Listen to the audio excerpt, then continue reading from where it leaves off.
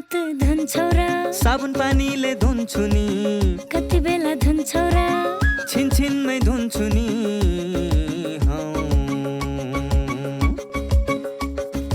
घरमा पस्दा अफिस पस्दा सधैँ धुन्छु हात कोरोनालाई यसै गरी भगाइदिन्छु म त घरमा पस्दा अफिस पस्दा सधैँ धुन्छु हात कोरोनालाई यसै गरी भगाइदिन्छु म त भान्सा छिर्नु अगाडि खाना खानु अगाडि जहाँ त्यही छोएपछि हातले छोपी खोकेपछि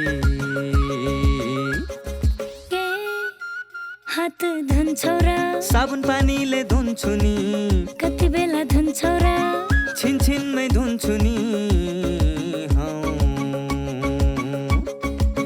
कोरोनाबाट बच्ने 3 उपायहरू।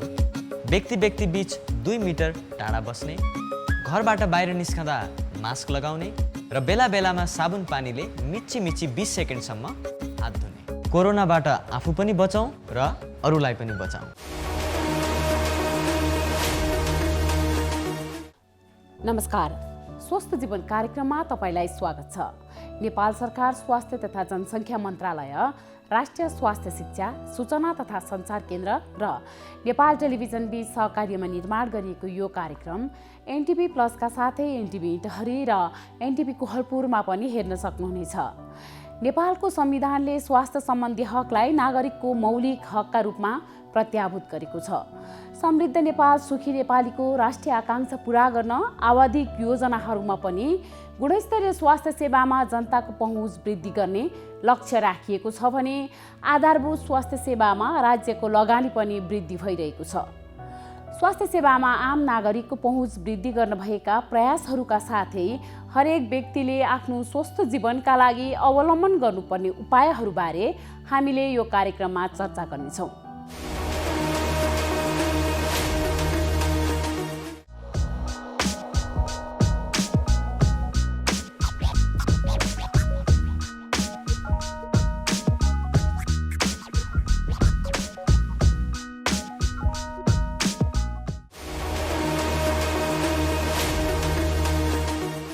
फेरि कोरोना भाइरस संक्रमण ह्वात्तै बढेको छ।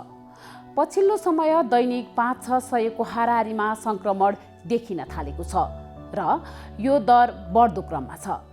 नेपालमा बेलायतमा देखिएको कोरोनाको नयाँ भेरिएन्ट फैलँदो क्रममा रहेको समेत पाइएको छ। गत वर्ष संक्रमितहरू अधिकांश 50 वर्ष माथिका थिए, तर अहिले अधिकांश संक्रमितहरू किशोर तथा युवा अवस्थाका छन्। केही दिन यताको तथ्याङ्क अनुसार दैनिक संक्रमित मध्ये 10% बालबालिकाहरू रहेका छन्। छिमेकी देश र नेपालमा कोरोना संक्रमण कसरी बढिरहेको छ यसबारे विशेष रिपोर्ट आज हामीले प्रस्तुत गर्नेछौँ। आज हामीले चर्चा गर्ने अर्को विषय हो दन्त उपचारबारे। शरीरका अन्य अङ्गहरू जस्तै दाँतको सुरक्षा र हेरचाह गर्नु पनि त्यतिकै आवश्यक छ। सरसफाइमा कमी तथा खानपानमा ख्याल नगर्दा दाँतमा विभिन्न समस्याहरू आउन सक्छन्। दाँतको सुरक्षा र हेरचाहबारे आज हामीले स्वास्थ्य संवाद प्रस्तुत गर्नेछौँ। स्वस्थ जीवनका लागि हाम्रो जीवनशैली कस्तो हुनुपर्छ यसबारे विज्ञको सुझाव पनि प्रस्तुत गर्नेछौँ। सुरुमा यो विशेष रिपोर्ट।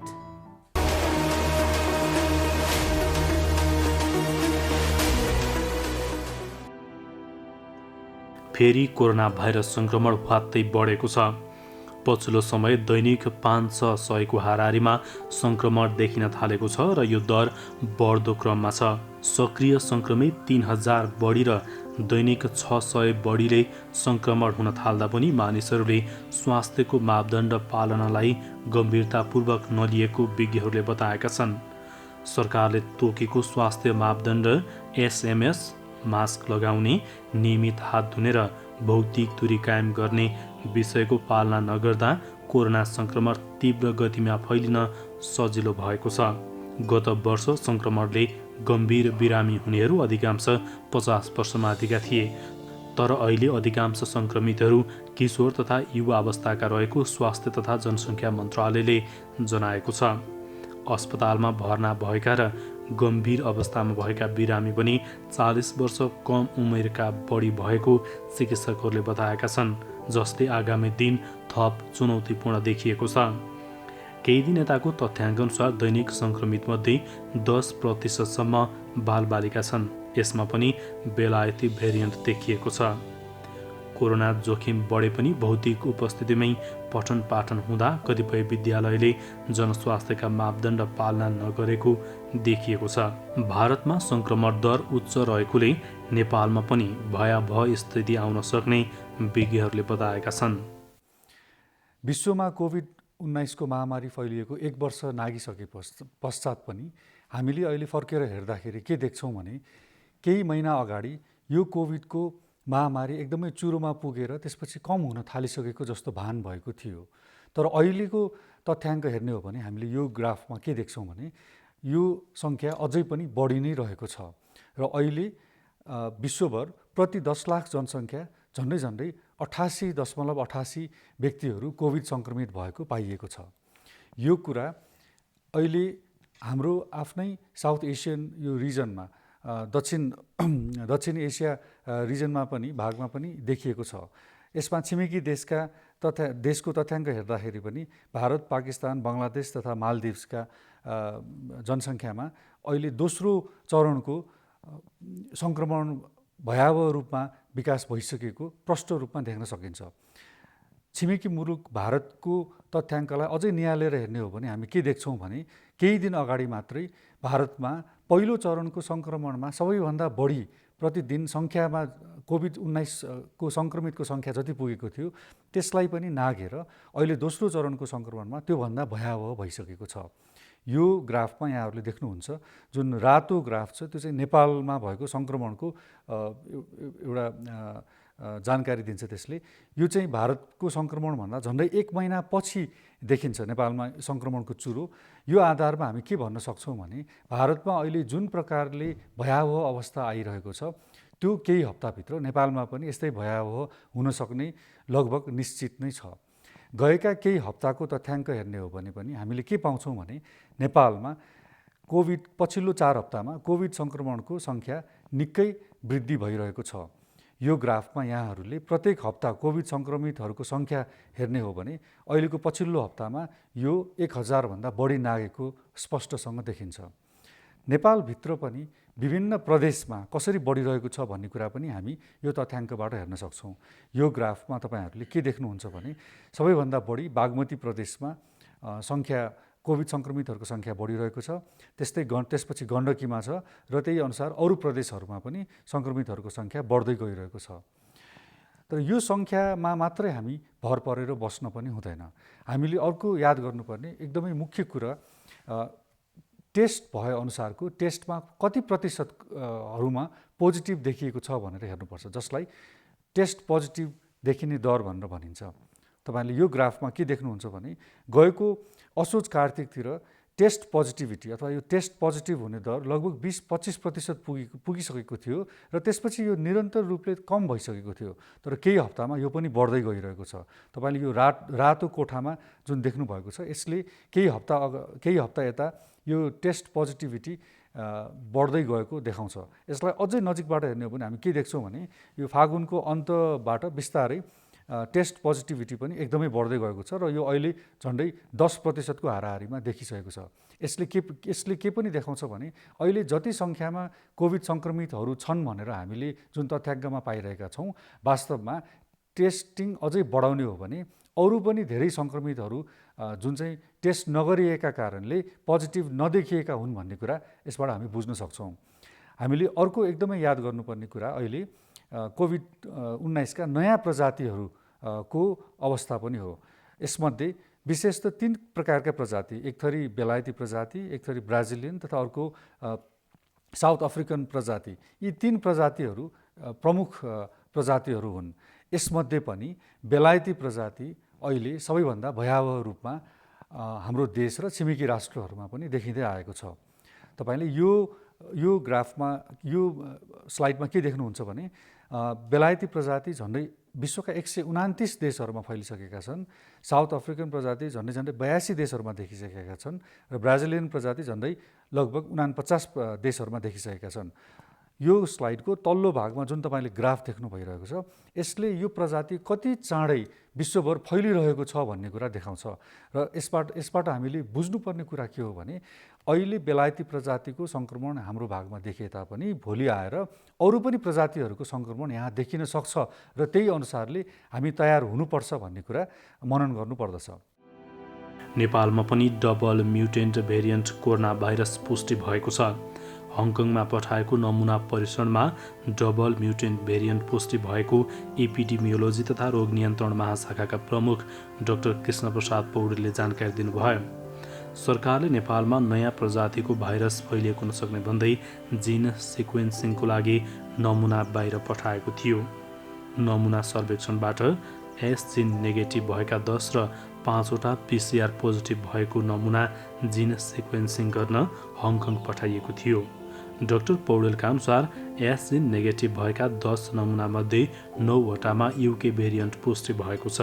उहाँका अनुसार कास्कीका 2, काठमाडौँका 4, भक्तपुरका 2 र नुवाकोटका 1 जनामा युके भेरिएन्ट पुष्टि भएको हो।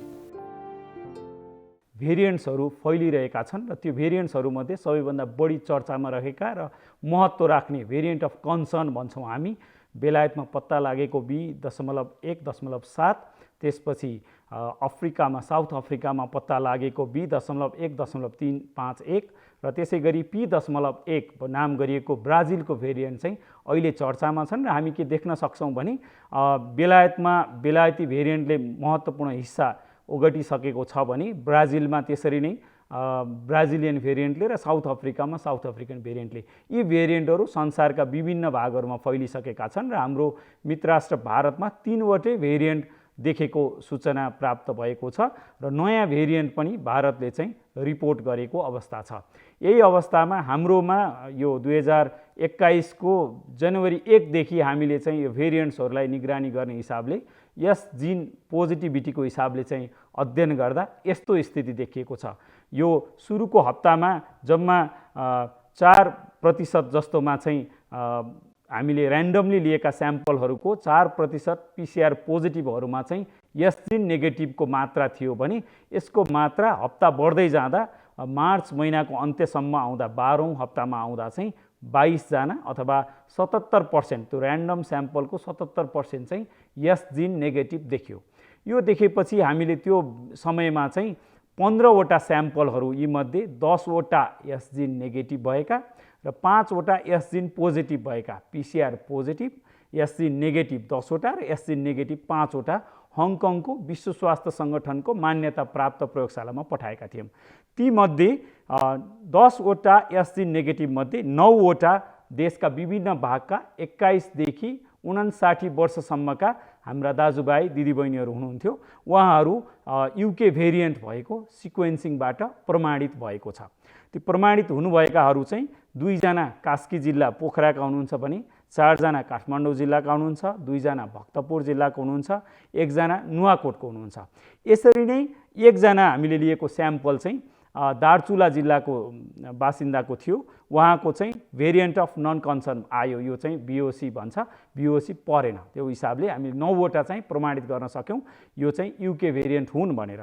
त्यसै गरी यस जिन पोजिटिभ भएका 5वटा मध्ये 1 जनाको सिक्वेन्सिङ स्याम्पलको इनएडिक्वेसीले हुन सकेन भन्ने रिपोर्ट प्राप्त भयो हङकङबाट। 2 जना मध्ये 1 जना भेरी प्रादेशिक अस्पतालबाट लिएको स्याम्पल र 1 जना प्रादेशिक जनस्वास्थ्य प्रयोगशाला प्रदेश नम्बर 1बाट लिएको स्याम्पलमा चाहिँ यो पुरानै नोभेल कोरोना भाइरस, हामी जसलाई वाइल्ड पनि भन्छौँ अहिले नयाँ भेरिएन्ट आएको हकमा, त्यो देखियो। त्यसै गरी 1 जना पोखराको फरक भेरिएन्ट तर भेरिएन्ट अफ कन्सर्न नभएको फेरि भेटियो।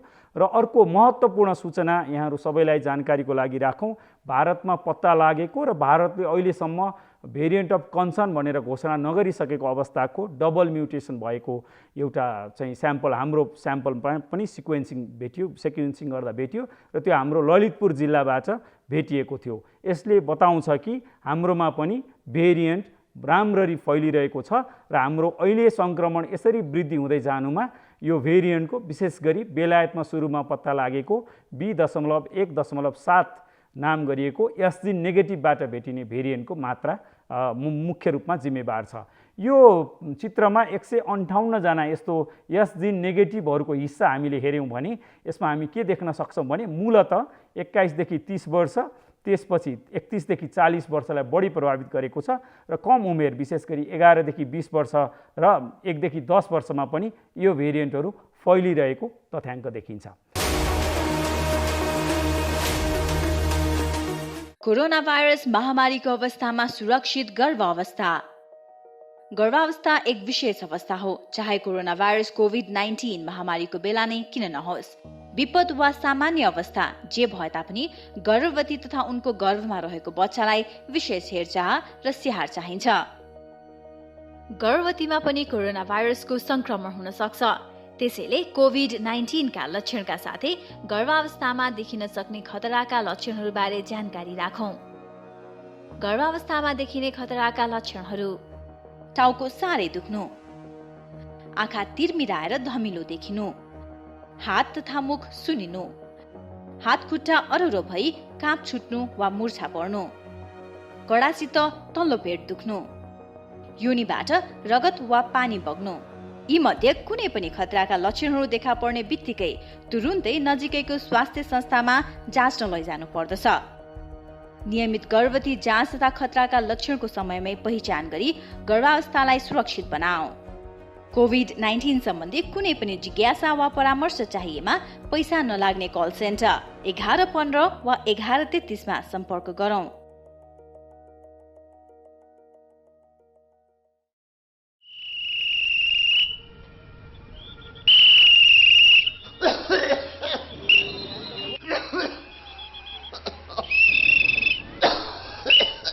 मान्छेले यसरी लगातार खोक्न थाल्नुमा कति भयो?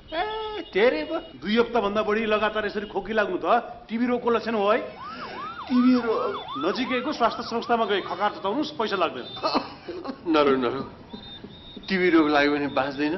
6 महिनादेखि 8 महिनासम्म नियमित रूपमा नटुटाइकन ओखती खायो भनेदेखि टिबी रोग पुरा निको हुन्छ र बिरामीले ओखती खान थालेपछि यो रोगहरूलाई सर्दा पनि सर्दैन। हो, अनि औषधि कतिको महँगो छ नि? फ्री स्वास्थ्य संस्थाहरूमा निःशुल्क पाइन्छ, पैसा तिर्नु पर्दैन। तपाईँ ट्राफिक हो कि डाक्टर हो? कसरी थाहा पाउनु हो? मलाई पनि टिबी रोग लागेको थियो। मैले नियमित रूपमा ओखती सेवन गरेँ, रोग पुरा निको भयो। अहिले हेर्नुहोस् त कस्तो तन्दुरुस्त छु।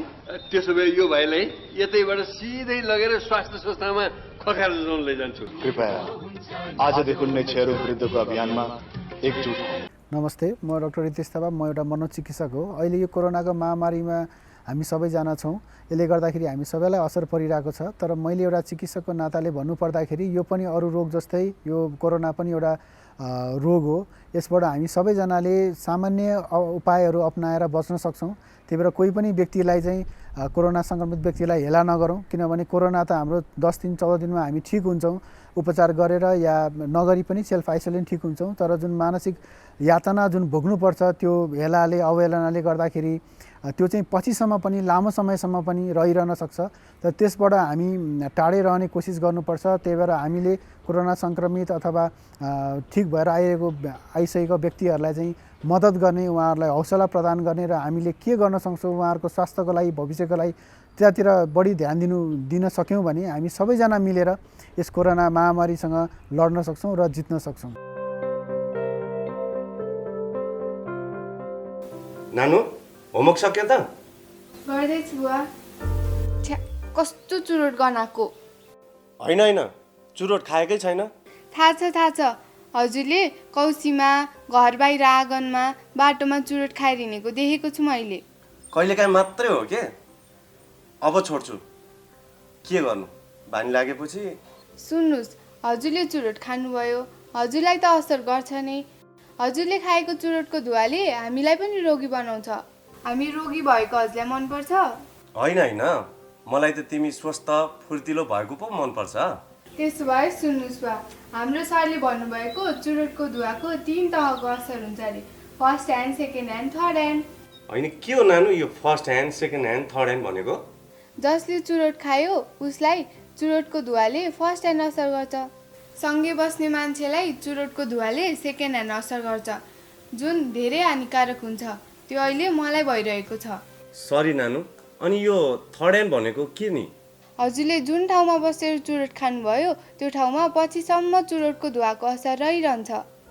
त्यही ठाउँमा पछि आएर बस्ने मानिसलाई पनि असर गर्छ। त्यो थर्ड ह्यान्ड भयो। ए बुझेँ, यो त ठुलो अपराध पो रहेछ। अब म प्रतिज्ञा गर्छु, आजैदेखि धुम्रपान त्याग गर्छु। धन्यवाद बुवा।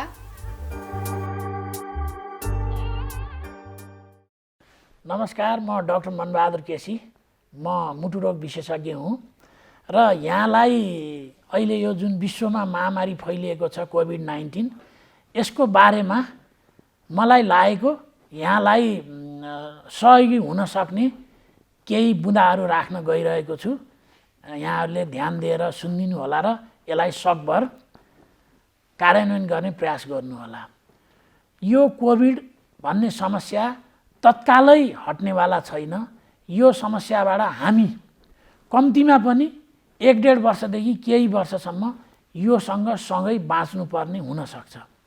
त्यसो गर्दा यो समस्याबाट डराएर तर्सेर भागेर होइन, यसलाई डटेर सामना गर्नुपर्छ। डटेर सामना गर्ने हाम्रो मुख्य अस्त्र भनेको एउटा मास्क हो। मास्क अनिवार्य लगाऊँ र राम्रोसँग लगाऊँ, नाक मुख छोपिने गरी, टम्म हुने गरी, अनि सकेसम्म भिडभाडमा नजाउँ। भिडभाडमा जानुपर्ने अवस्था आयो भने सकेसम्म 2 मिटरको दूरी कायम गर्ने प्रयास गरौँ। अनि तेस्रो भनेको यो हामी अनावश्यक चिज नछुँ र छुनुपर्ने अवस्था भयो भने उपलब्ध छ भने साबुन पानीले मिची हात धुने बानी बसालौँ।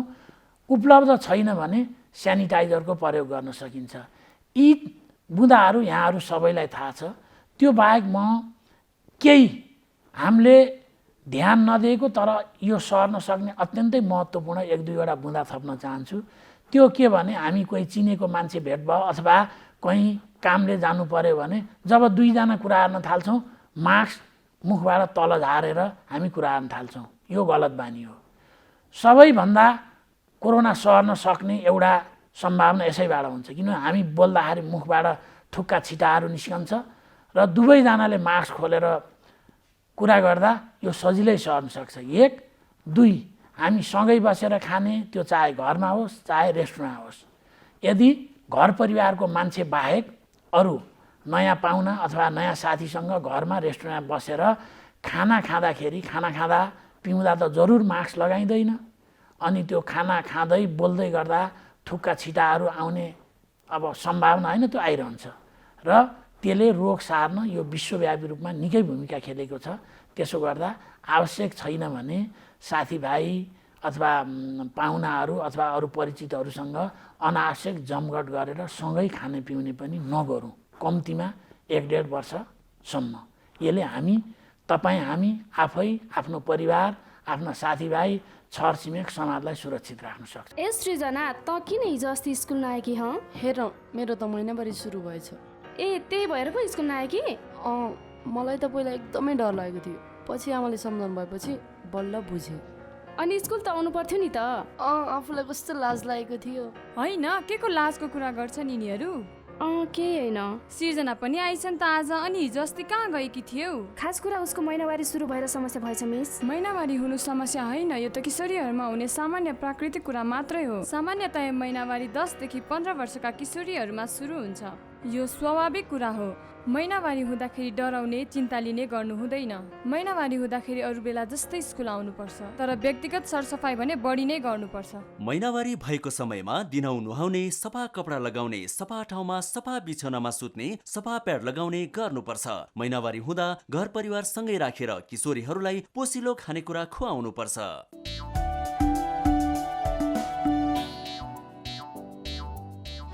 नमस्ते दाजु भाउजू। नमस्कार। कताबाट अस्पतालमा? कसलाई के भयो र? त्यस्तो केही होइन भाइ, यिनको र मेरो सामान्य स्वास्थ्य जाँच गर्न आएको। ल, केही नहुँदा पनि स्वास्थ्य परीक्षण गर्नुपर्छ र? पैसाको नाश मात्र। त्यसो भनेर कहाँ हुन्छ र भाइ? समय समयमा स्वास्थ्य जाँच गरायो भने आफ्नो स्वास्थ्यको अवस्था बारे थाहा हुन्छ। यसरी नियमित रूपमा स्वास्थ्य जाँच गराउँदा कुनै रोग लागेको छ भने सुरुवाती अवस्थामा नै रोग पत्ता लाग्छ अनि समयमै उपचार गर्न सजिलो हुन्छ नि। सही भन्नुभयो दाइ। मैले पनि आफ्नो र परिवारको नियमित स्वास्थ्य जाँच गराएको भए आज मेरो श्रीमतीको यो हालत हुने थिएन र पैसा पनि जोगिन्थ्यो। म त मेरो र मेरो परिवारको स्वास्थ्यप्रति सजग छु। तपाईँ पनि अबदेखि नियमित रूपमा स्वास्थ्य परीक्षण गराउनुहोस् है। राष्ट्रिय स्वास्थ्य शिक्षा सूचना तथा सञ्चार केन्द्र।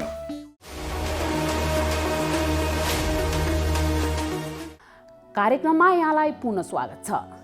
अब चर्चा गरौँ दन्त उपचारबारे। दाँतले शरीरको स्वास्थ्यमा पनि महत्त्वपूर्ण भूमिका खेलेको हुन्छ। यसको महत्त्व सौन्दर्य र व्यक्तित्वमा पनि अभिन्न रूपले जोडिएको छ। दाँतको सही उपचार नपाएर धेरै जटिल परिस्थिति सामना गर्नेहरू पनि धेरै नै छन्। प्रविधिको विकाससँगै दन्त चिकित्सा क्षेत्र फराकिलो भएको छ। दाँतमा देखिने समस्या र समाधानबारे स्वास्थ्य संवाद अबको क्रममा।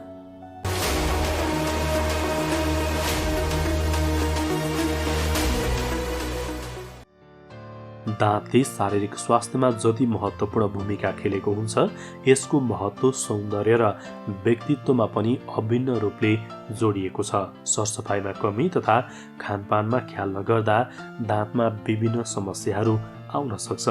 दाँतको सही उपचार नपाएर धेरै जटिल परिस्थिति सिर्जना हुन सक्ने चिकित्सकहरूको भनाइ छ।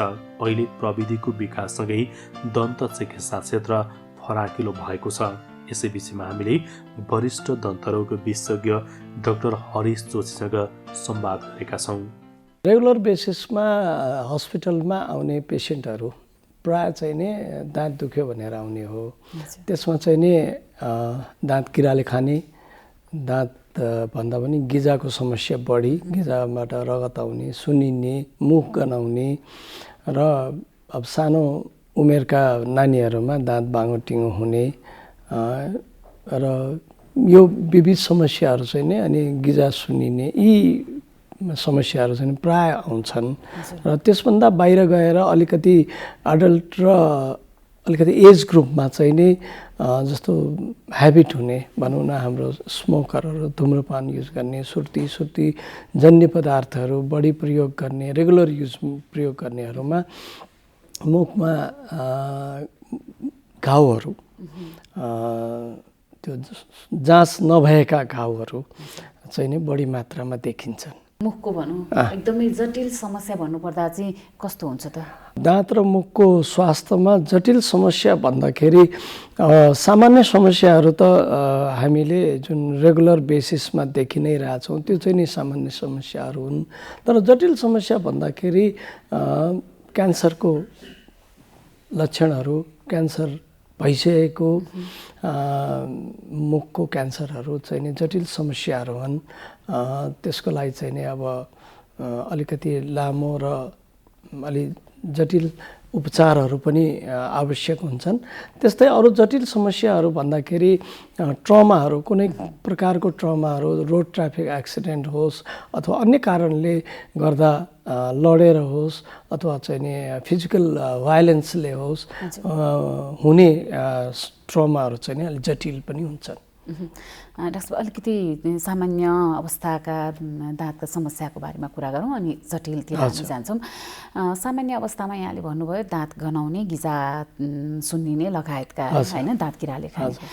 डाक्टर यो दाँत किराले खानु भनेको चाहिँ के हो? लिटरली किराले खाने भन्दा पनि दाँत को मुखको स्वास्थ्यमा हामीले राम्रोसँग हेरचाह गरेनौँ भने हामीले खाएको खानाको केही अंशहरू दाँतको जुन सर्फेस हुन्छ, दुईटा दाँतको बिचको ग्यापहरू हुन्छन्, त्यस्तोमा अड्किँदै जान्छ र मुखमा हुने जुन थुक छ, सलाइभामा भएको कन्टेन्टमा चाहिँ नि रहिरहेर दाँतको सर्फेस जुन सतहमा टाँसिँदै जान्छ। त्यो टाँसिँदै जाने क्रममा हामी राम्रोसँग मुख सफा गरेनौँ, कुल्ला गरेनौँ, ब्रस गरेनौँ भने त्यो निरन्तर रूपमा जम्मा भइरहने र त्यो कुहिने, डिकम्पोज हुने। डिकम्पोज भयो भने डेफिनेटली त्यहाँ आँखाले नदेखिने सूक्ष्म जीवाणुहरू ब्याक्टेरियाहरू प्रोडक्सन हुन्छ।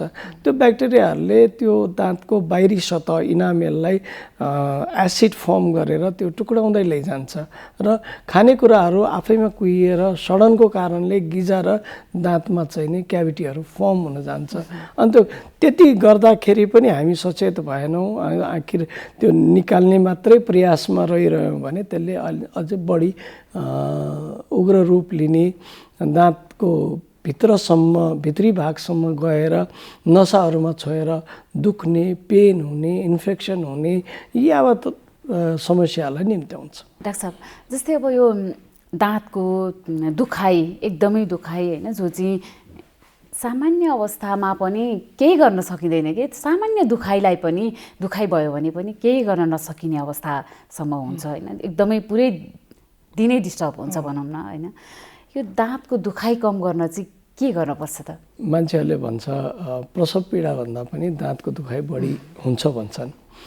डेफिनेटली त्यो दाँतको भित्र सानो सानो नसाहरूको नसाहरू हुन्छ जसले चाहिँ नि जम्मै तपाईँको सेन्सेसन, ब्लड सप्लाई सबै गरेको हुन्छ। कुनै कारणले गर्दाखेरि त्यो ड्यामेज हुन पुग्यो भने त्यो पेन चाहिँ नि असह्य हुन्छ। त्यस कारण चाहिँ नि कारण के हो त्यसलाई सही पहिचान गरेर त्यसको उपचारमा औषधि सेवन, सुरुमा त अब औषधि सेवन गर्ने हो, के कति कारणले हो, इमिडिएटली कुनै अरू चिज गर्नु पर्यो भने दन्त चिकित्सकहरूकोमा जाने, उहाँहरूले चाहिँ नि उपयुक्त परीक्षणहरू गरेर त्यसको उपचार गर्नुहुन्छ। तर डाक्टर साहब, कतिपय अवस्थामा त दाँत धेरै दुखेपछि सहन सकिँदैन र पेनकिलर किनेर खाने चलन पनि छ। पेनकिलर किनेर खाएपछि केही दिनसम्म सन्चो पनि हुन्छ होइन। यसले त त्यसको कुनै जटिल रोग हो भने त असर गर्न सक्ला नि त? हो, यो चाहिँ नि प्राय चाहिँ नि हाम्रो अहिले समाजमा हामी पढलेखेको व्यक्तिहरूमा पनि अब सबैजनामा चाहिँ नि यो एउटा समस्या के छ भने दुख्दाखेरि कसैलाई सोधेर अथवा चाहिँ नि नजिकको फार्मेसीमा गएर पेनकिलर आफू खुसी खाने र केही समय त्यसले निदान गरेको जस्तो हुन्छ। तर त्यसपछि हामी त्यो समस्यालाई बिर्सिन्छौँ अर्कोचोटि एपिसोड नघटेसम्म। तर त्यो चाहिँ नि त्यसपछिको एपिसोड आउँदाखेरि धेरै नै ढिलो भइसकेको अवस्थाहरू पनि हुन सक्छन्। सामान्य उपचार, पहिलोचोटिमा सामान्य उपचारबाट हुनसक्ने पनि पछि गएर अलिकति झन्झटिलो उपचार विधिमा फस्न सक्ने पनि हुन जान्छ। भनेपछि डाक्टर साहब, अब रोग के को त्यो चाहिँ पत्ता लाग्नु पर्यो सुरुमा चाहिँ होइन। त्यसपछि यस्ता जो पेनकिलर किनेर खाने यो छ, यो चाहिँ बन्द गर्नु पर्यो भनौँ न। पेनकिलर खानुभन्दा पनि चिकित्सकको सल्लाहमा यदि औषधि नै प्रयोग गर्नुपर्ने हो भने पनि त्यो चिकित्सकको सल्लाहमा चिकित्सकले चेक जाँच गरेपछि मात्रै खानुपर्छ। डाक्टर साहब, जस्तै अब दाँत गनाउने भन्नुभयो, यो धेरैको समस्या हुन्छ। कतिपय अवस्थामा पेटमा समस्या भएर पनि मुख गनाएको भनिन्छ होइन। तर मुख चाहिँ त्यो समस्या बाहेक मुख चाहिँ किन गनाउँछ त? दुईटा कुराहरू छ यसमा। एउटा सिस्टमिक प्रब्लम जुन अहिले तपाईँले भन्नुभयो कि पेटको कारणले हुनसक्छ। किन भन्दाखेरि मुख एउटा मेन इन्ट्री पोइन्ट हो, यसैबाट सासको आवत जावत हुन्छ। सास मुखबाटै आउने भावनाले जुन पेटमा अनडाइजेसनहरू भयो, पेटमा कुनै बिमारी भयो भने पनि त्यो एक्सपेल गर्ने मुखकै बाटोबाट आउने भावनाले त्यो चाहिँ नि सास गनाउने एउटा पार्ट भयो। अर्को चाहिँ नि पार्ट चाहिँ नि मुख आफैभित्र चाहिँ नि फोहोर भयो, जस्तो दाँतहरूमा दन्तलेउहरू धेरै लामोसम्म जम्मा भयो, गिजाको समस्या छ, रगत आइरहेको छ, यी समस्याहरूको निदान भएको छैन भने पनि यसबाट चाहिँ नि मुखमा गनाउँछ।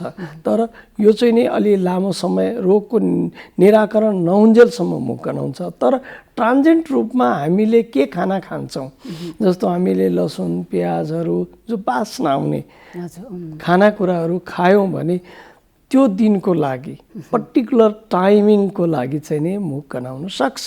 त्यसकारण चाहिँ नि हामीले के कारणले चाहिँ नि मुख गनायो, जस्तो कतिपय कुराहरू सिस्टमिक प्रब्लमहरूले, मानिसहरूमा साइनसको प्रब्लम हुन्छ, नेजल साइनस, फ्रन्टल साइनस, त्यो साइनसहरूकोमा साइनसाइटिस भयो भने पनि मान्छेलाई मुख गनाउँछ भनेपछि हामीले एउटा चाहिँ नि दाँत र मुखको स्वास्थ्यलाई पनि हेरचाह गर्नु पर्यो। अर्को सिस्टमिक प्रब्लमहरूलाई, डायबिटिकहरू, यी कुराहरूको पनि निदान र उपचार गर्नुपर्छ। दाँत राख्नको लागि चाहिँ डाक्टर साहब दाँत चाहिँ कति प्रकारले राखिन्छ त? राख्न सकिने धेरै प्रकार छन्। पहिला हामीले देख्दाखेरि त्यो एक्रेलिकको निकाल्ने, झिक्ने अथवा चाहिँ नि गलत रूपमा चाहिँ नि गरेका क्वाकरी कामहरूमा पनि देखियो होला टाँसेका प्लास्टिकका दाँतहरू। ती अस्थायी कुराहरू थिए, त्यो एउटा एरा थियो। तर आजको दिनमा त्यो टेम्पररी हुँदै हामी पर्मनेन्ट क्राउन एन्ड ब्रिज जो चाहिँ क्राउन र ब्रिज पर्मनेन्ट सेरामिकको अथवा मेटलको युज गर्छौँ र त्योभन्दा पनि एक स्टेप अगाडि आएर हामी इम्प्लान्टहरू युज गर्छौँ। इम्प्लान्ट भनेको हजुरको त्यो खाली ठाउँमा, दाँत नभएको ठाउँमा बोनमै ड्रिल गरेर इम्प्लान्टलाई प्लेसमेन्ट गर्छौँ र माथिबाट सेरामिकको दाँत राख्छौँ। त्यो विधि चाहिँ नि अब विदेशतिर अलिकति बढी महँगो नै छ, तर हामी कहाँ चाहिँ नि हाम्रो लागि अलिकति अरू सामान्यभन्दा अलिकति भए पनि त्यो चाहिँ नि एफोर्डेबलै हो। डाक्टर भनेपछि यसमा कुनै जटिलताहरू चाहिँ आउँदैन? जटिलता केही पनि छैन। जटिलता त्यस्तो केही पनि छैन, किनभने दक्ष प्राविधिक चिकित्सकहरू भएको हुनाले यसमा त्यस्तो जटिलता, यो सामान्य दाँत राखिसकेपछि कुनै समस्याहरू आउँदैन छैन। त्यो चाहिँ नि कसो भने आज हामीसँग प्रकृतिले दिएका दाँतहरूमा त हामीले आफ्नै कारणले समस्या उब्जाइरहेका छौँ भने यदि हामी हाम्रो प्राकृतिक दाँतमा जस्टिफाई गर्न सकेनौँ, रोगलाई निदान गर्न सकेनौँ भने त्यो पनि त्यत्तिकै प्रोब्लेम्स हुनसक्छ रोगको लागि। त्यस कारण चाहिँ नि दुइटै त्यसमा पनि त्यति नै ख्याल गर्नु पर्यो जति हाम्रो आफ्नो दाँत छ। गिजामा चाहिँ मेन समस्या आउन नदिनको लागि के कुरामा ध्यान दिनुपर्ने हुन्छ त? यो त अब हाम्रो डेली रुटिन भयो होइन। हामी बिहान उठेर ब्रस गर्छौँ, राति सुत्नुभन्दा अगाडि खाना खाइसकेपछि ब्रस गर्छौँ, अनि हरेकचोटि खाना खाइसकेपछि राम्रोसँग कुल्ला गर्छौँ। एउटा राम्रो पार्ट के हो भने नेपालीहरूमा खाना खाइसकेपछि राम्रोसँग कुल्ला गर्ने बानी छ। त्यो एकदमै राम्रो हाम्रो संस्कृतिको पार्ट। हामी ब्रस नगरे पनि कुल्ला चाहिँ नि गर्छौँ नै। बाहिरतिर त्यो अलिकति कम देखिन्छ। हजुरबुवाहरूको हेर्ने हो भने त कति पटकसम्म चाहिँ कुल्ला गर्नुपर्छ, खाना खाइसकेपछि चाहिँ कति पटकसँग कुल्ला गर्नुपर्छ भन्ने हुन्छ। हजुर, पहिलातिर अलिकति पछि पुरानो हेर्दाखेरि तपाईँहरू खानपिनको पनि अलिकति फरक प्याटर्नहरू थियो। फाइब्रस चिजहरू बढी खानुहुन्थ्यो, जसले गर्दाखेरि त्यो आफैमा पनि त्यसले सफा गर्ने एउटा प्रक्रिया हुन्थ्यो। हिजो आज हामी अलि फास्ट फुड, जङ्क फुड अनि सजिलो खानेकुरा खाने भावनाले अलि त्यसले पनि खानपिनले पनि यसलाई असर पारेको हुन्छ। डाक्टर साहब जस्तै अब यी त भए सामान्य समस्याहरू, यही सामान्य समस्याबाट नै जटिल हुन्छ हुन त होइन। तर नि वास्तवमा सर्जरी गर्नुपर्ने अवस्था भनिन्छ नि, कस्तो अवस्थामा चाहिँ सर्जरी गर्ने पर्ने हुन्छ त? सर्जरी चाहिँ नि अब समस्या कति जटिल छ। जस्तो गिजाको समस्या चाहिँ नि सुपरफिसियल नभएर तलै गिजाहरूमा पकेटहरू फर्मेसनहरू भएर गिजाहरूमा ठुलो समस्या भयो भने हामी गिजाको उपचारहरू गर्छौँ। कुनै कति कारणले जस्तो हामी सुर्तीजन्य पदार्थहरू, सुपारीहरू होइन, धेरै कुराहरू छन्, खैनीहरू, यो प्रयोग गर्ने मानिसहरूमा मुखको क्यान्सर, मुख र जिब्रो, गिजा सबै यताउता कुनै ठाउँमा क्यान्सर भयो भने त्यसको शल्यक्रिया गर्नुपर्ने हुन्छ र रोड ट्राफिक एक्सिडेन्ट, ट्रमा यस्तो केसेसहरूमा शल्यक्रिया गर्नुपर्ने हुन्छ। र कुनै चाहिँ नि एबनर्मल ग्रोथ, जस्तो हाम्रो बुद्धिबङ्गारहरू बाङ्गोटिङ्गो उम्रेका हुन्छन् अथवा चाहिँ नि कुनै क्यान्सर नभइकन अरू ग्रोथहरू पनि हुन्छ मुखहरूमा, त्यस्तोमा चाहिँ नि हामी शल्यक्रियाहरू गर्छौँ। डाक्टर साहब जस्तो क्यान्सरको कुरा पनि गर्नुभयो यहाँले होइन, क्यान्सर चाहिँ खास के कारणले हुने गर्छ होइन? क्यान्सरको लागि फरक किसिमको त्यहीँबाट केही उत्पादन हुने हो कि क्यान्सर बन्ने हो कि दाँतको समस्या बढी भएपछि क्यान्सर हुने हो त? सुर्तीजन्य पदार्थ र अरू चाहिँ नि अनयुजुअल ह्याबिटहरूले चाहिँ नि यसलाई एग्रिभेट गर्छ किनभने सफ्ट टिस्युलाई तपाईँले चलाउनु भयो र टिस्युमा चाहिँ नि लाई मार्दै जानुभयो र त्यसले चाहिँ नि अनकन्ट्रोल ग्रोथहरू हुँदै गयो भने त्यो क्यान्सरमा परिणत हुने हो र कतिपय अब यसमा केमिकलहरू हुन्छ चुना भयो अरू चिज भयो त्यो केमिकलले त्यो टिस्युहरूलाई मार्दै लैजान्छ त्यसले चाहिँ नि कन्भर्ट गर्ने हो त्यस कारण चाहिँ नि हामीले यस्ता कुराहरू चाहिँ नि अभोइड गर्नुपर्छ कति चाहिँ नि देखिएको छ जेनेटिकली पनि हुनसक्छ तर मेनली चाहिँ नि हामीले हाम्रो ह्याबिट लाई चाहिँ नि कन्ट्रोल गर्न सक्यौँ र त्यसबाट चाहिँ नि टाढा राख्न सक्यौँ र नियमित जुन हेरचाहको क्रम छ जुन एउटा चिकित्सकको सल्लाहमा जुन हामीले हेरचाह गर्ने गर्छौँ त्यो गऱ्यौँ भने चाहिँ नि यसबाट अभोइड गर्न सक्छौँ। क्यान्सर भएको चाहिँ कसरी थाहा पाउने होइन मुखमा क्यान्सर भएको चाहिँ सुरुवाती अवस्थामा कस्ता कस्ता लक्षण हुन्छन् अनि जटिल हुँदै गएपछि कस्तो हुन्छ त? साइन एन्ड सिम्टम पनि नदेखिकन मुखमा दागहरू देखिने सेतो दागहरू लाइनिङहरू र कुनै गिजाहरू अथवा मुखको भागहरू चाहिँ नि ग्रोथ टिस्यु ग्रोथ भएको देख्न सकिने कुनै भागहरू चाहिँ नि रातो भएर त्यसमा चाहिँ नि पोल्ने दुख्ने होइन जुन नेचुरल कलर हो मुख र गिजाको त्यो चाहिँ नि परिवर्तन हुँदै गयो भने त्यो चाहिँ नि त्यो चेन्जेसलाई चाहिँ नि हामीले रजिस्टर्ड दन्त चिकित्सक कहाँ गएर त्यसको भेरिफाई गर्ने चेक जाँचहरू गर्ने होइन थुप्रै चेक जाँचहरू छन् जस्तो त्यो भागको मासुलाई चाहिँ नि जाँच्ने बायोप्सी गरेर अथवा चाहिँ नि सिबिसिटीहरू गरेर यावत अहिले त धेरै प्रविधिहरूको विकास भएको छ हिस्टोप्याथोलोजिकल चेक गरेर चाहिँ नि त्यो कुराहरू चाहिँ नि पत्ता लगाउन सकिन्छ। डाक्टर साहब जस्तै अब क्यान्सर भइसकेपछि होइन यसको उपचारहरू चाहिँ कस्तो कस्तो छ त?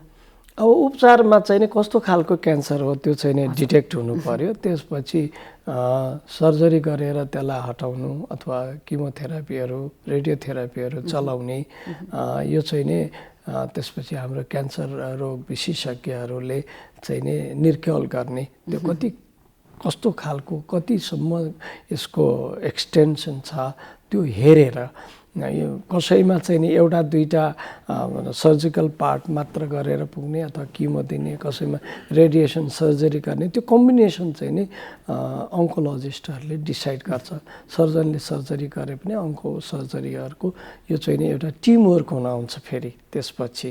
डाक्टर अब अहिले बिरामीहरू होइन दाँतसँग सम्बन्धित यस्ता जटिल समस्याहरूसँग कतिको सचेत भएको पाउनु भएको छ यहाँले चाहिँ होइन कस्तो अवस्था भएपछि बिरामीहरू आउनुहुन्छ त? अहिले हेर्नुहोस् अब पहिला हाम्रो दन्त चिकित्सकहरूको सङ्ख्या पनि निकै कम थियो नेपालमा यो सम्बन्धी शिक्षाको कुन थिएन कलेजहरू थिएन अहिले चाहिँ नि धेरै कलेजहरू नेपालमा भए विद्यार्थीहरूले सहज रूपमा चाहिँ नि दन्त चिकित्साको मास्टर लेभलसम्म पढ्न पाए विशेषज्ञ सेवाहरू चाहिँ अहिले हामीले गाउँ गाउँमा दिन सकेका छौँ त्यो भएर यसको चेतना चाहिँ नि निकै बढेको छ अहिले शिक्षित व्यक्तिमा नभएर अरू व्यक्तिहरूले पनि दाँत र मुखको हेरचाह यसरी गर्नुपर्छ भन्ने चाहिँ नि बुझिसक्नु भएको छ धेरै जनचेतना आएको छ र त्यो जनचेतनाको सँगसँगै चाहिँ नि यो प्राविधिक पनि यथेष्ट चाहिँ नि उत्पादन भएकोले सेवा पनि त्यति नै पाउनु भएको छ त्यस कारण चाहिँ नि प्राइमरी समस्या नै चाहिँ नि हामीले अचेलि क्याटर गर्न सके हुनाले त्यो अलिकति धेरै बिरामीहरू लाभान्वित भएको छु। समग्र मुखको भनौँ न होइन सुरक्षा गर्नको लागि होइन के कुराहरूमा चाहिँ विशेष गरी ध्यान दिनुपर्छ डाक्टर साहब? एउटा त अब हामीले रेगुलर ब्रसिङ गर्नु पर्यो ब्रस गर्ने कुल्ला गर्ने सामान्यतया ब्रस त गरिन्छ तर पनि त्यो पनि कसरी गर्ने कुन समय गर्ने त्यो पनि हुन्छ ब्रसिङ टेक्निकहरू हुन्छन् सामान्य अब हामी अगाडि पछाडि घोटेर एकदमै बल प्रयोग गरेर हार्ड ब्रसहरू युज गरेर गर्छौँ त्यो चाहिँ नि अलिक गलत हो तल माथि अथवा सर्कुलर मोसनमा ब्रस गर्ने सफ्ट ब्रस युज गर्ने र खानपानमा चाहिँ नि अब यो जुन म चाहिँ अखाद्य नै भन्छु जो सुर्ती ब्रिटल नट सुपारी र सुर्तीजन्य पदार्थहरू स्मोकिङ यसलाई चाहिँ नि नगर्ने र वर्षमा कम्तीमा 2 चोटि 6 महिनामा 1 चोटि नजिकको रजिस्टर्ड दन्त चिकित्सक कहाँ चाहिँ नि देखाउने चेक जाँच गराउने परामर्श लिने त्यो भयो भने हामीले धेरै कुरा अगाडि नै एभोइड गर्न सक्छौँ। डाक्टर साहब जस्तै अब दाँतको समस्या भएका मानिसहरूले भनौँ न अथवा दाँतको समस्या हुन नदिन पनि कस्तो प्रकारको खानपानमा विशेष ध्यान दिनुपर्छ डाक्टर साहब? खानपान त सामान्य रूपमा हामीले जुन मैले अघि पनि भने त्यो अखाद्य वस्तु बाहेक सामान्य रूपमा हामीले फेरि मुखको कारणले गर्दा डाइजेसन शरीरको पनि इफेक्ट पर्छ किनभने दाँत राम्रोसँग चपाएर खानु र दाँत नभएर सालो गर्नुमा शरीरले धेरै कुराहरू त्यसले इफेक्ट पार्ने भावनाले फाइब्रस चिजहरू चाहिँ नि खानामा राख्ने ब्यालेन्स डाइट खाने र त्यसले गर्दाखेरि आई थिङ्क सबै कुराहरू पुग्छ पनि होला। यो आधुनिक खानपान छ नि यसले चाहिँ कतिको असर गरेको हुन्छ डाक्टर साहब?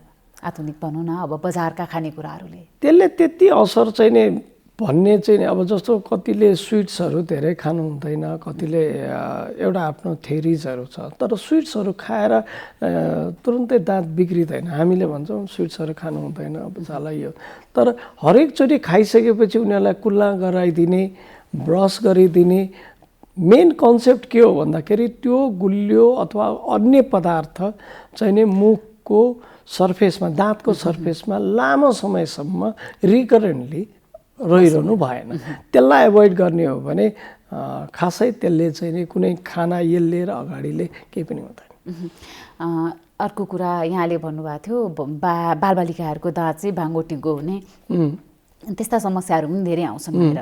अब यो त अलिकति सौन्दर्यतिर पनि गयो किनभने मान्छे राम्रो हुन त जो पनि चाहन्छ होइन। डाक्टर साहब जस्तै बालबालिकाहरूको दाँत बाङ्गो हुँदा नि उनीहरूको दाँत चाहिँ कुन अवस्था कुन उमेरमा पुगेपछि चाहिँ बनाउन मिल्छ होइन? अब फेरि नै दाँत पनि हुनसक्छ। दुईवटा कुराहरू यसमा मूलत छन्। एउटा चाहिँ नि दाँत मात्रै होइन दाँत एउटा डेफिनेटली हजुरले भने जस्तो सौन्दर्यको लागि पहिलो चिज हो। दाँत राम्रो भयो भने मान्छे आधाउधी यसै पनि राम्रो देखिन्छन्। त्यसमध्ये पनि दाँतको चाहिँ नि बनावट सँगै अझैले चाहिँ नि कस्मेटिक पार्ट चाहिँ नि बढी युज हुने भएको हुनाले दाँत मात्र नभएर चिउँडोहरू पनि बाहिर आएको यो हाम्रो म्यान्डिबल अगाडिको हड्डी जुन छ दाँत बसेको हड्डी नै डिफर्म भएर अगाडि भएको अथवा निकै पछाडि भएको अवस्थामा सर्जरी गरेर पनि मिलाउने अहिले जहाँ पनि हामीसँग सेवा छन्। तर त्यो पार्ट सँगसँगै दाँतहरू बाङ्गोटिङ्गो भयो भने एउटा त त्यो बाङ्गोटिङ्गो दाँतमा राम्रोसँग ब्रस गर्न सक्दैन र भोलिको दिनमा किराले खाने र गिजाको समस्या बढी आउने त्यो पार्ट हुन्छ। अर्को कुरो चाहिँ नि देख्नलाई र फङ्सनल्ली अलिकति नराम्रो देखिन्छ।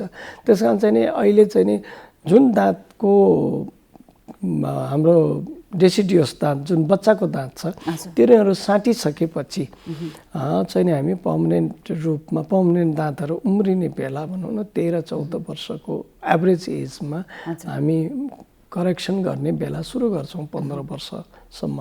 त्यसपछिका समयमा पनि गर्न सक्छौँ तर स्टार्टिङ एज चाहिँ नि त्यो हुन्छ र त्यसपछि हामीले फिक्स ब्रेसेसहरू लाएर त्यसको प्रकृति के हो कस्तो खालको उपचार सबै बाङ्गो दाँत एउटै प्रकृतिले उपचार हुँदैनन्।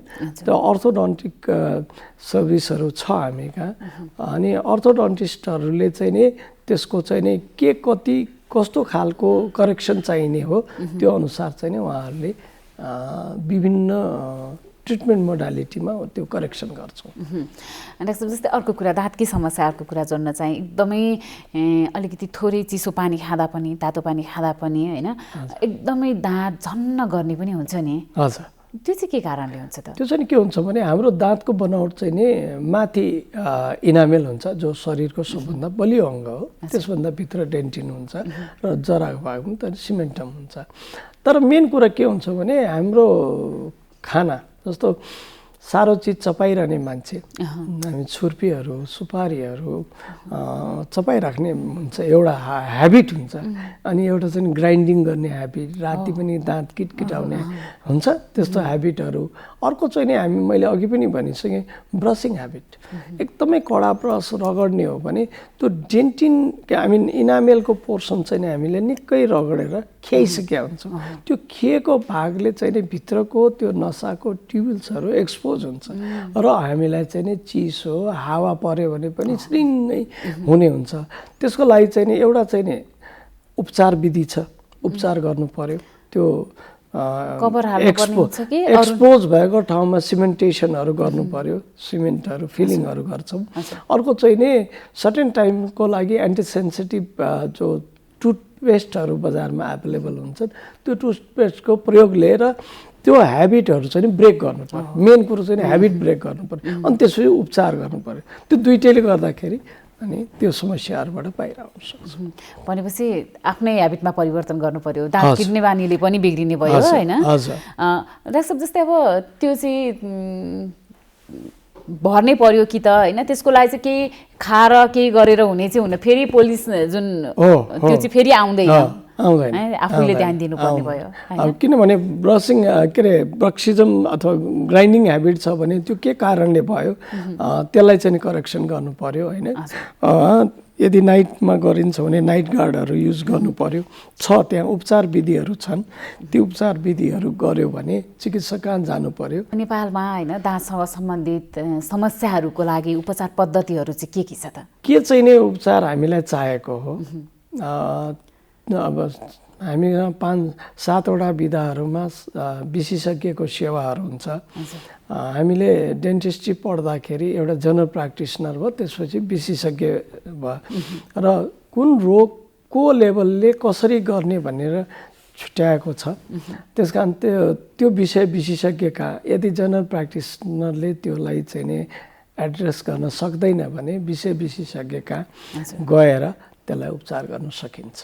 भनेपछि दाँतको उपचार गर्न हामी बाहिर जानुपर्ने आवश्यकता छैन? होइन, म उल्टो भन्छु। अब विदेशमा रहेकाहरूले नेपालमा आएर मेडिकल टुरिज्मको मार्फतमा यहाँ आएर दाँतको पनि उपचार गर्ने, नेपालको भ्रमण गरेर सौन्दर्य भ्रमण गरेर कम्प्लिट प्याकेजमा विदेश जाने। ओहो, कस्तो राम्रो कुरा। हामी कहाँ त्यो सम्मको सुविधा छ। किनभने एउटै कुरा हामीले सानो फिक्स प्रोस्थोडन्टिक्स जुन ब्रिज, क्राउन एन्ड ब्रिज, इम्प्लान्टका कुराहरू गर्छौँ होइन, अर्थोगोनाटिक सर्जरीका कुरा गर्छौँ। त्यो विदेशमा साह्रै महँगो छ होइन। एउटा विदेशमा बस्ने नेपाली होस् अथवा विदेशीले प्लेनको टिकट काटेर नेपाल घुमेर यो सबै उपचार गरेर जाँदाखेरि पनि उसलाई त्यो त्यहाँ लिने कस्टभन्दा यहाँ सस्तो पर्न आउँछ। भनेपछि उसले डेन्टल ट्रिटमेन्ट र भ्याकेसनको लागि चाहिँ नि नेपाललाई चाहिँ नि डेस्टिनेसन गर्नुपर्ने बेला आएको हो।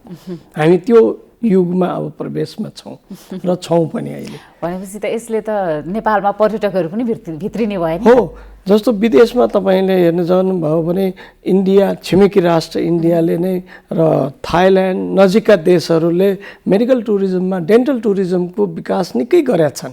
हामीले एउटा त्यसलाई त्यो स्तरमा मार्केटिङ गर्न नसकेको मात्रै हो। सुविधा हामी कहाँ सम्पूर्ण सबै चिज छ र एकदमै सस्तोमा हुन्छ कम्पेरेटिभली अरू देशको जस्तो। हाम्रो एक सन्तान छ, अर्को तुरुन्तै जन्माउने इच्छा छैन। त्यसैले परिवार योजनाको लामो अवधिका केही अस्थायी साधनहरूको बारेमा सल्लाह लिउँ भनेर आएको। तपाईहरु जस्तो लामो अवधिको गर्भान्तर गर्न चाहनेहरूको लागि इम्प्लान्ट वा आयुसिडी नै ठिक हुन्छ। अनि यो इम्प्लान्ट आयुसिडी कहाँ कसरी प्रयोग गरिन्छ, कति समय काम गर्छ होला? इम्प्लान्ट चाहिँ महिलाहरूको पाखुराको छाला मुनि राख्ने र यो एक पटक राखेपछि 5 वर्षसम्म गर्भ रहँदैन। अनि आयुसिडी नि? आयुसिडी चाहिँ महिलाहरूको पाठेघरमा राखिन्छ र यो एक पटक राखेपछि 12 वर्षसम्म गर्भ रहँदैन। बीचमै सन्तानको रहर भयो भने? यदि तपाईँहरूलाई बिचैमा सन्तानको रहर भएमा यी दुवै साधनहरूलाई झिक्न पनि सकिन्छ। अनि यी दुवै अस्थायी साधनहरू कतिको सुरक्षित छन् त? सुरक्षित र प्रभावकारी छन्। तपाईँहरूले केही डर मान्नु पर्दैन। पहिला तपाईँहरूले सल्लाह गर्नुहोस्, त्यसपछि सेवाको लागि त हामी जहिले आउनुहुन्छ तयार छौँ।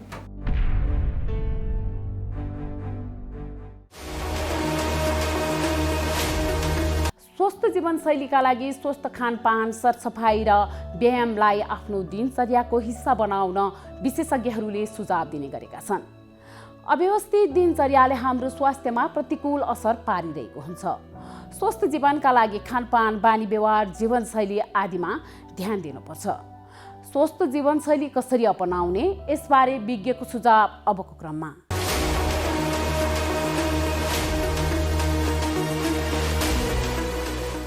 यो नसा सम्बन्धी रोगको कुरा गर्दाखेरि एकजना मान्छेले स्वस्थ रहनको लागि अब आफ्नो दैनिक जीवनमा ध्यान दिनुपर्ने कुराहरू धेरै छन्। अब जस्तै मस्तिष्कघातको कुरा गर्ने हो भने आफूले दिनदिनै केही शारीरिक व्यायाम गर्नु पर्यो, मानसिक तनाव कम गर्नु पर्यो। त्यसको साथसाथै अब वेट बढ्न दिनु भएन, हैन, आफ्नो शरीरको वजन बढ्न दिनु भएन। यदि आफ्नो रक्तचापको र यो मधुमेहको समस्या छ भने त्यसको चाहिँ समय समयमा परीक्षण गरी त्यसलाई नियन्त्रण गर्ने उपायहरू अपनाउनु पर्ने हुन्छ। त्यो बाहेक अरू सामान्य नसा सम्बन्धी नसाको स्वास्थ्यको लागि चाहिँ हामीले दैनिक जीवनमा बढी ध्यान दिनुपर्ने हुन्छ। जस्तै कि बिहानको खाना नछोड्ने, है, अब उठ्न ढिलो भयो भनेर चाहिँ एकैचोटि काममा गइ नहाल्ने। अब बिहानको ब्रेकफास्ट भनौँ न, त्यो चाहिँ अनिवार्य रूपमा खाने। अनि अरू खाना पनि, अरू समयको खाना पनि ठिक ठिक समयमा खाने। अनि त्यस्तै चाहिँ बेलुकी छिटो सुत्ने र राति काम नगर्ने सकेसम्म। यी चिजहरूबाट पनि हामी चाहिँ आफूलाई स्वस्थ राख्न सक्ने हुन्छ। यो कोभिडको खोपको कुरोमा खोप लगाउँदाखेरि कसैलाई अलिअलि ज्वरो आउने यस्तो खालको सामान्य रियाक्सन हुनसक्छ। त्यो भनेको एकदमै नर्मल कुरा हो। तर त्यो खोपले तपाईँलाई चाहिँ कोभिड जस्तो खतरनाक हुन सक्ने रोगबाट चाहिँ बचाउँछ। त्यसकारण यो खोपको बारेमा विश्वको धेरैवटा देशहरूमा धेरै किसिमका परीक्षणहरू भइसकेका छन् र यो खोप चाहिँ सबै हिसाबले सुरक्षित देखिएको छ। र विभिन्न यो खोपको चाहिँ प्रभावकारिता अलिअलि फरक भए पनि सबैभन्दा कम प्रभावकारी मानिने खोप पनि 80% जति चाहिँ प्रभावकारी छ। त्यसकारण चाहिँ छिटो खोप लगाएर आफूलाई कोभिडबाट सुरक्षित राख्नु नै बुद्धिमानी हुनेछ।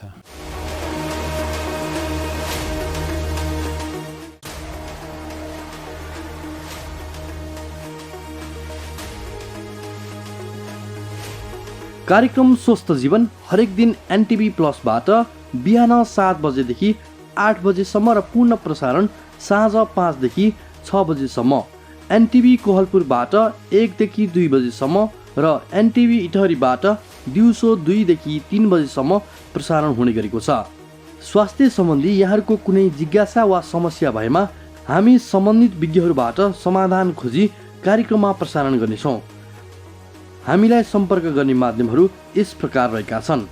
फोन, एसएमएस तथा भाइबरको लागि 98 43 52 93 97, इमेल swasthjivan@ntv.org.np। यस कार्यक्रमको बारेमा आफ्नो सल्लाह, सुझाव र प्रतिक्रिया पनि यहाँहरूले यिनै माध्यम मार्फत दिन सक्नुहुनेछ। साथै कार्यक्रममा के कस्ता सामग्री, विषय वा विज्ञहरू समेट्नु पर्ला भन्ने विषयमा पनि सुझाव दिन सक्नुहुन्छ। कार्यक्रम यहाँहरूले सामाजिक सञ्जाल मार्फत पनि हेर्न सक्नुहुनेछ। YouTube Nepal television, mobile application Nepal television, Facebook facebook.com/neptv2041। किन लखडा तिमीहरूले कुकुरलाई? ऊ त्यहाँ नारायणले कुकुरले टोक्यो। ओहो, साउन पानी लिएर आऊ त, छिटै छिटै ल्या। नारायण बाबु, कहाँ टोक्यो कुकुरले? कुकुर हेर्नुस् न। ए साउन पानी छिटै ल्याउनु दौडा। कसको कुकुर रहेछ? खोइ टोकेर भाग्यो। भुसिया हो कि? कुकुरले साउन पानी। ल्याउ ल्याउ ल्याउ ल्याउ ल्याउ। कुनै पनि कुकुरले टोक्यो भने 5 मिनेटसम्म साबुन पानीले सफा गर्नुपर्छ। चिनेको वा पालिया कुकुर हो भने 10 दिनसम्म हेर्नुपर्छ। 10 दिनभित्र त्यो कुकुर मर्यो वा हरायो भने तुरुन्तै इन्जेक्सन लाउनुपर्छ। होइन गुरु, कहाँ खोज्नु त्यो कुकुरलाई मैले? यस्तो बेला तुरुन्त अस्पताल जानुपर्छ। हिँडे जाउँ, उठाउ। ठिक गर्नुभयो। अझ औला, गाला, टाउको, घाँटीमा टोकेको भए त झन् बढी खतरा हुन्छ। अब आत्तिनु पर्दैन, नछुटाइकन भ्याक्सिन लिनुस्, केही हुन्न। रेबिज लाग्यो भने कस्तो लक्षण देखिन्छ डाक्टर साहब? रेबिज लागेपछि पानीदेखि डराउने, थुकिरहने, कराउने हुन्छ। हेर्नुहोस्, रेबिज लागेपछि उपचार हुँदैन, त्यसैले कुकुरले टोकेपछि समयमै रेबिजको भ्याक्सिन लिएमा सजिलै बच्न सकिन्छ।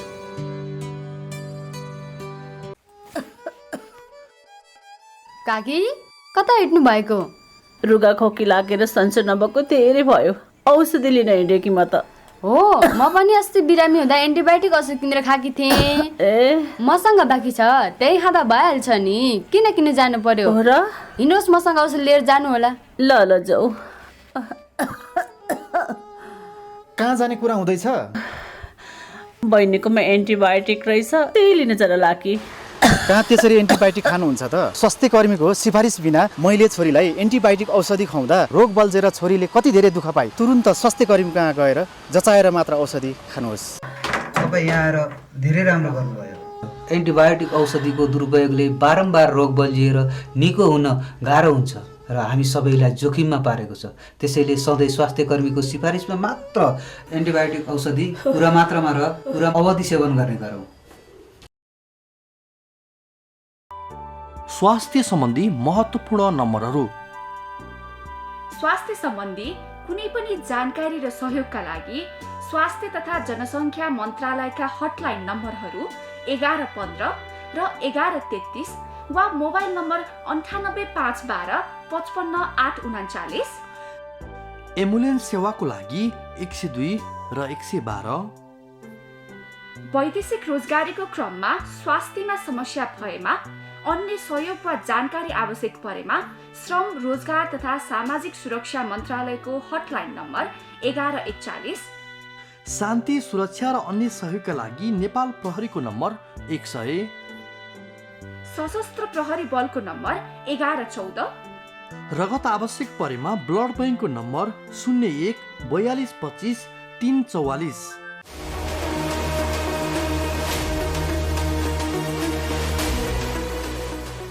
अब भने हामी कार्यक्रमको अन्त्यतिर आइपुगिसकेका छौँ। फेरि कोरोना भाइरस सङ्क्रमण ह्वात्तै बढेको छ। पछिल्लो समय दैनिक 500 को हाराहारीमा सङ्क्रमण देखिन थालेको छ र यो दर बढ्दो क्रममा छ। नेपालमा बेलायतमा देखिएको कोरोनाको नयाँ भेरिएन्ट फैलिँदो क्रममा रहेको समेत पाइएको छ। गत वर्ष सङ्क्रमितहरू अधिकांश 50 वर्ष माथिका थिए, तर अहिले अधिकांश सङ्क्रमितहरू किशोर तथा युवा अवस्थाका छन्।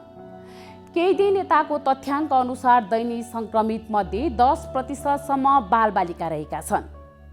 छिमेकी देश र नेपालमा कोरोना सङ्क्रमण कसरी बढिरहेको छ, यसबारे विशेष रिपोर्ट आज हामीले प्रस्तुत गर्यौँ।